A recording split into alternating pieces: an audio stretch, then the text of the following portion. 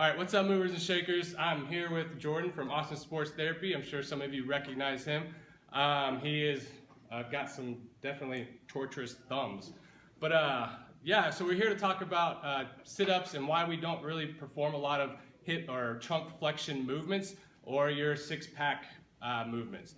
And what the core really means and what it is, because you hear us say it, engage your core a lot. So core consisting of all the musculature within your abdomen, lower back, upper back, erector spinae, and I'm going to throw it over to Jordan so he can give you a little more detail on that. Right, well, kind of from the anatomy point of view, we want to think about the core as anything between basically your nipples and your knees, and how it all has to work together to create proper stability and motion in your low back. So the six-pack that you see is just the furthest outside layer. It's almost like the outside of your car. Without the inside of the car, the outside doesn't matter, it doesn't go anywhere. And so if we're only training that six-pack, doing a lot of flexion or med ball flexion, I'm not training those deep spinal stabilizers.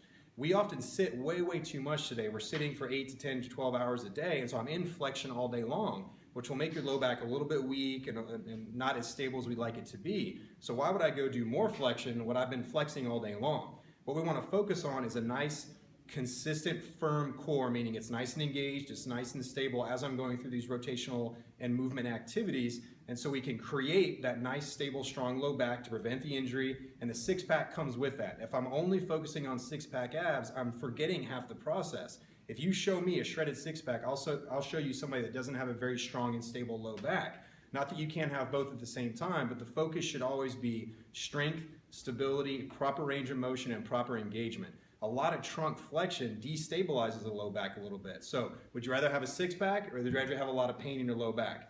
Because I would rather not have pain in that low back. And you can create the six-pack at the same time as long as you got the proper foundation and the kinds of things they're doing here at Move Fitness. Awesome, thanks, Jordan.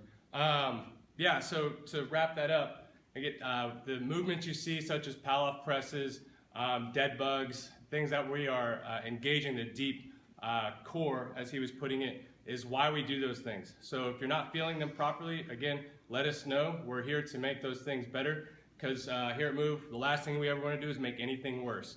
And so I know as a general population, we sit a lot. And so that is why we do not do a lot of sit-ups. So if you have any other questions or any other videos you would like to see, please let us know.